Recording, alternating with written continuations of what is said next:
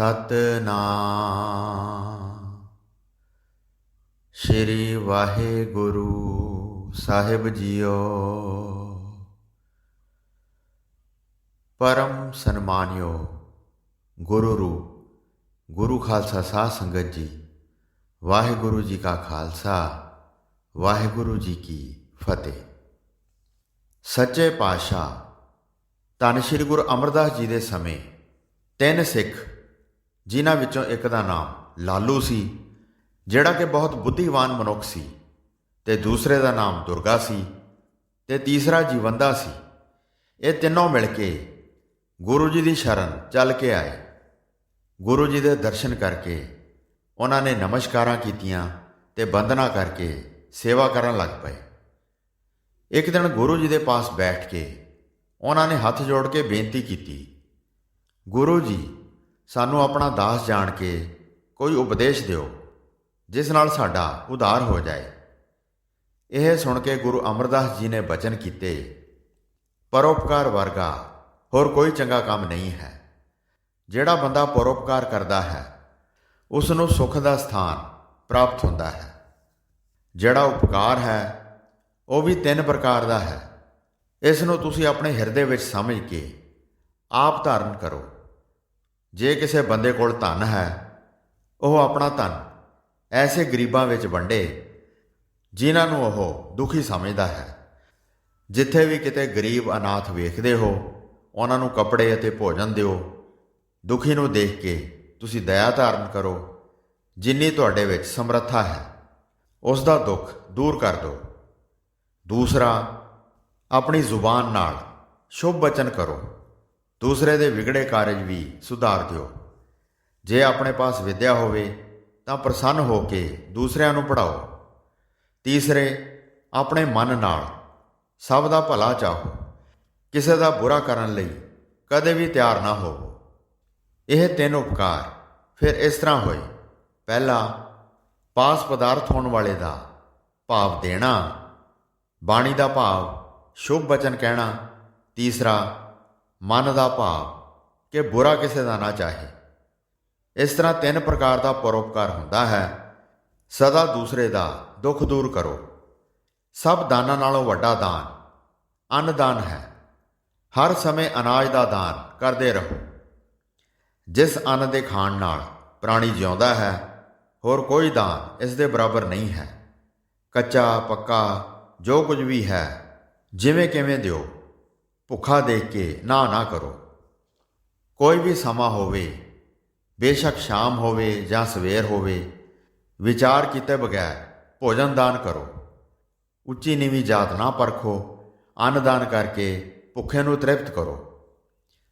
श्री गुरु अमरदास जी के बचनां नूं तिन्हां ने ही बड़ी शरधा नाल अपने हिरदे विच धारण कर लिया। फिर वह तीन तरीकों नाल उपकार करन लगे अते भुखिਆਂ नूं तृप्त करन वास्ते उन्हां नूं भोजन छकाउण लगे।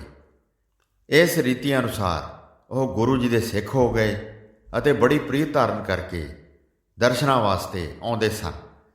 भगती नूं पा के सेवा करते रहंदे सन। फिर गुरु जी के पास आ जाते सन। इसे प्रकार एक जगा नामी सिख धन श्री गुरु अमरदास जी के पास आया। दर्शन करके उसने सिर निवाया। गुरु जी के पास बहुत सिख बैठे वेख के बहुत प्रसन्न होया ते हाथ जोड़ के बोलिया, मैं अपने कल्याण चाहता हाँ। मैनू एक दिन जोगी आके मिलिया, उसके पास मैं बेनती की। फिर उसने मैनू इस तरह कहा, घर परिवार अते सारे संबंधी बंधन रूप हैं। इसनों मन विच विचार लो। इन्हां सबनां नूं छड्ड के फकीर हो जाओ। फिर चल के मेरे पास आ जाए।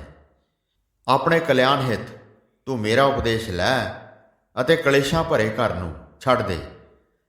सो सच्चे पातशाह, मैं आप जी के पास आके पुछना चाहता हाँ कि कल्याण किवें होवे अते मेरा मन पवित्र किवें बने। किवें महान भगती प्राप्त होवे जिस नाल निर्वाण प्रभु की प्राप्ति होवे। शरधा जान के गुरु जी ने बचन किया, घर त्यागण की इच्छा नूं तू छड्ड दे। जे घर छड्डण नाल रब मिल जावे तां फकीर फिर नगरां विच क्यों आउंदे हन। दुकानां ते जाके बाणियां नाल झगड़दे क्यों हन। ਸਾਰਾ ਦਿਨ ਮੰਗਦੇ ਕਿਉਂ ਫਿਰਦੇ ਹਨ? ਗੁਰਮੁਖ ਗ੍ਰਹਿਸਥ ਵਿੱਚ ਰਹਿ ਕੇ ਭਗਤੀ ਕਰਦੇ ਹਨ, ਮੁਕਤੀ ਪ੍ਰਾਪਤ ਕਰਦੇ ਹਨ ਅਤੇ ਜਗਤ ਵਿੱਚ ਦੁਬਾਰਾ ਜਨਮ ਨਹੀਂ ਲੈਂਦੇ।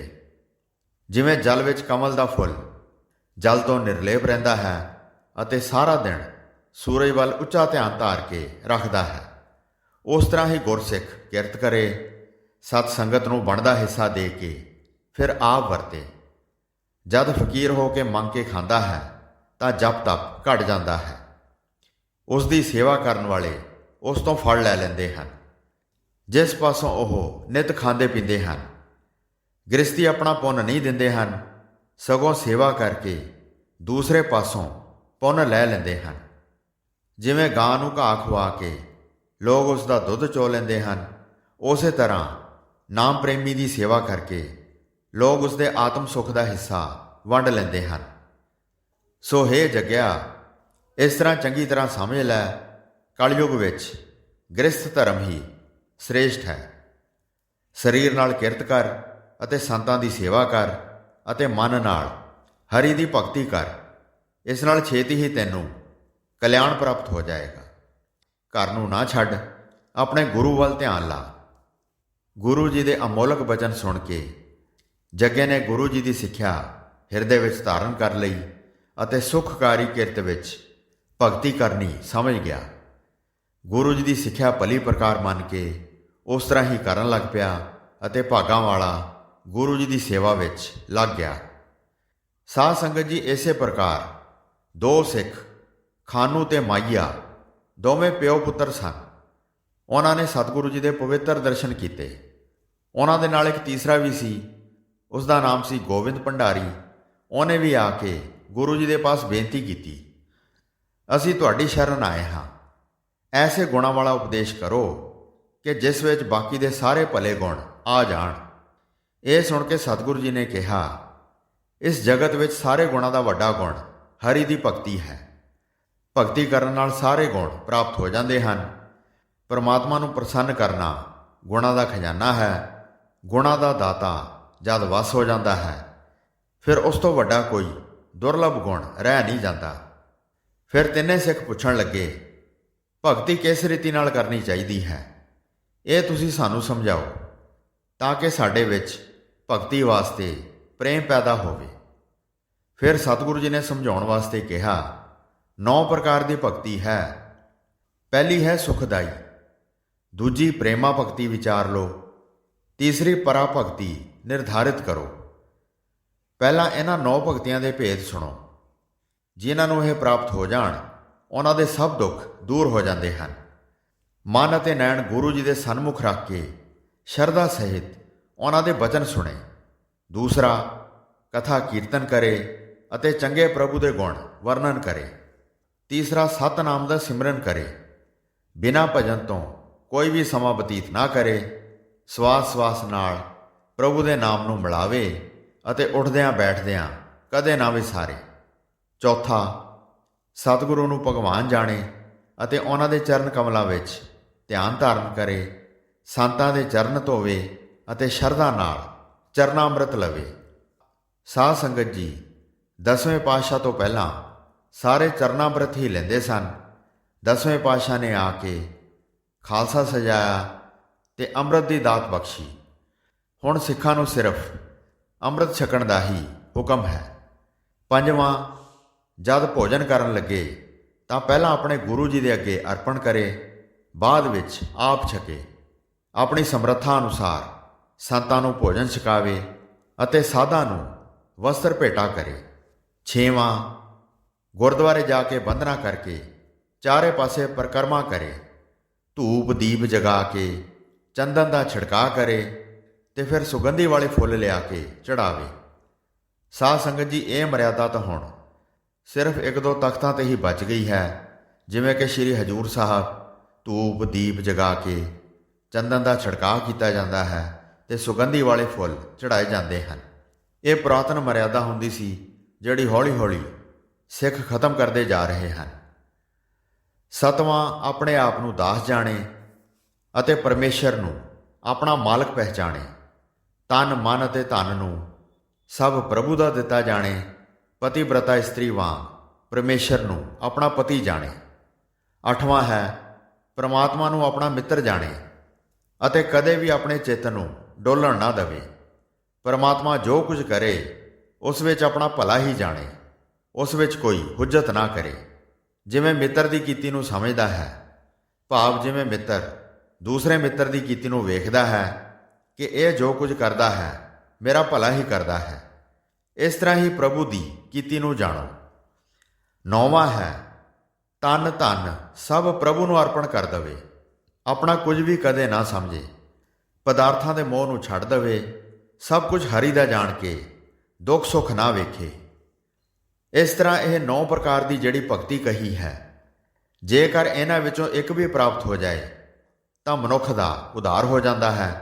ਜੇ ਸਾਰੀ ਭਾਵ 9 ਪ੍ਰਕਾਰ ਦੀ ਭਗਤੀ ਸਮੇਤ ਹੋਵੇ ਫਿਰ ਕਿਹੜਾ ਸੰਸਾ ਰਹਿ ਜਾਂਦਾ ਹੈ, ਭਾਵ ਸਭ ਸੰਸੇ ਮਿਟ ਜਾਂਦੇ ਹਨ।